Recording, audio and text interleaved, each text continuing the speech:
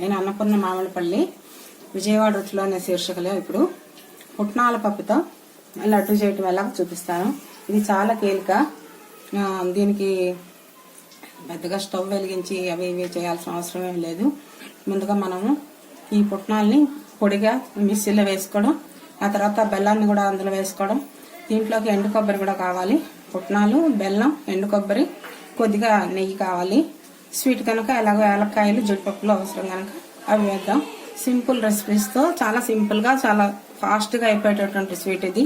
ఎవరిని ఆ చుట్టాలు వచ్చారంటే వాళ్ళని కూర్చోబెట్టైనా కలుపుకొని ఒక 5 నిమిషాల్లో చేసి ఆ స్వీట్ వాళ్ళకి చేతిలో పెట్టి బాగుంది అని అనిపించుకునే అవకాశం ఉన్నటువంటి స్వీట్ అనమాట ఇది. ఇది ఇప్పుడు నేను మిక్సీలో వేసి పొడి చేసి మీకు చూపిస్తాను. ఇప్పుడు నేను పుట్నాల పప్పు, బెల్లం 2 మిక్సీలో వేసుకున్నాను. ఇదిగో అంత చక్కగా పొడిగా మెత్తగా అయిపోయింది లడ్డు తయారు చేయడానికి. తర్వాత నెయ్యి కాచి కొంచెం గోరువెచ్చగా పెట్టుకోవాలి. ఇందులోకి ఇప్పుడు మనము కొబ్బరి, యాలక్కాయల పొడి వేసుకొని జీడిపప్పు కూడా వేయాలి. జీడిపప్పు ముందు నేతిలో వేయించి పెట్టుకున్నాను. వీటిని అన్నిటిని కలిపి మనము లడ్డు చేసుకుందాము. నెయ్యి కొంచెం గోరువెచ్చగా ఉండాలి. ఇదిగోండి ఎండు కొబ్బరి వేసాను, యాలక్కాయల పొడి వేసాను.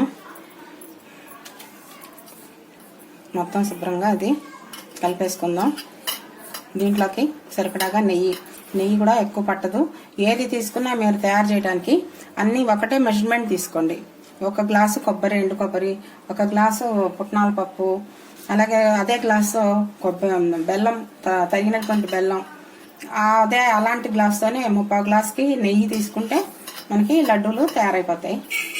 ఎక్కువ టైం కానీ ఎక్కువ వస్తువులు కానీ ఏం లేకుండా చాలా ఫాస్ట్గా మనం తయారు చేసుకోవచ్చు. ఎందుకంటే ఇప్పుడు దీంట్లోకి నెయ్యి వేస్తున్నాను.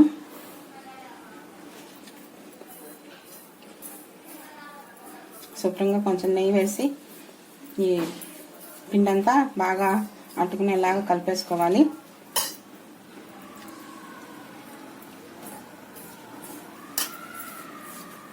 చిన్నపిల్లలకి పెట్టినా కూడాను వేయించిన శనగపప్పే కనుక బాగా టేస్ట్గా ఫీల్ అవుతారు. అందరూ ఇష్టంగా తినచ్చు. కొంతమంది బెల్లం ఇష్టం లేని వాళ్ళు కావాలంటే ఇందులో బెల్లం బదులు షుగర్ కూడా వేసుకోవచ్చు. కానీ ఇప్పుడు ఎక్కువగా అన్ని షుగర్ అయినా కూడా పిండి చేసి వేసుకోవాలి. షుగర్ మిక్సీలో వేసుకొని ఆ షుగర్ పౌడర్ని కలుపుకోండి మీరు ఇందులో.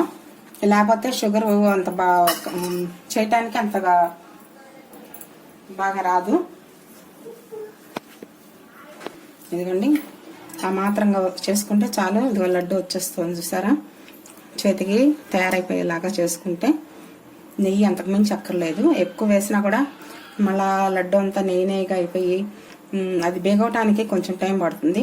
మనం సమంగా సరిపడాగా వేసుకుంటే గ్లాసు నిండా అక్కర్లేదు. ఆ గ్లాసుకు 3/4 గ్లాసు వేసుకుంటే సరిపోతుంది.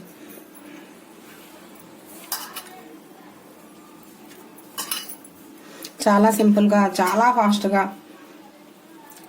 చాలా రుచిగా ఉండేలాగా తయారైపోయేటువంటి పదార్థం ఇది.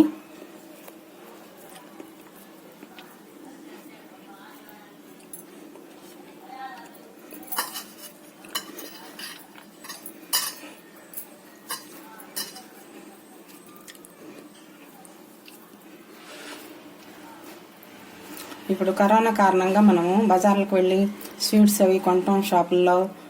ఆ కొన్న స్వీట్స్ తినడానికి మనకి మళ్ళీ ఎవరైనా ఇంటికి వచ్చిన వాళ్ళకే అనుమానమే, ఆ స్వీట్స్ హోమ్ మేడా కాదా, హోమ్ మేడ్ అయితే మంచిది, బయట నుంచి తెచ్చారా, మనం తినచ్చా తినకూడదా, దీనివల్ల ఇలా అనవసరంగా ఆలోచించి వాళ్ళు తినకుండా వదిలేసి అలాంటివి కాకుండా ఈ హోమ్ మేడ్ ఐటమ్స్ అప్పటికప్పుడు ఇన్స్టెంట్గా చేసుకునేలాగా కనుక మనం తయారు చేసుకున్నట్టయితే వచ్చిన గెస్ట్లకు కూడాను సంతోషంగా ఉంటుంది, తింటారు, వదిలేసేసి వెళ్ళిపోవడం అలాంటివి ఏమి ఉండవు.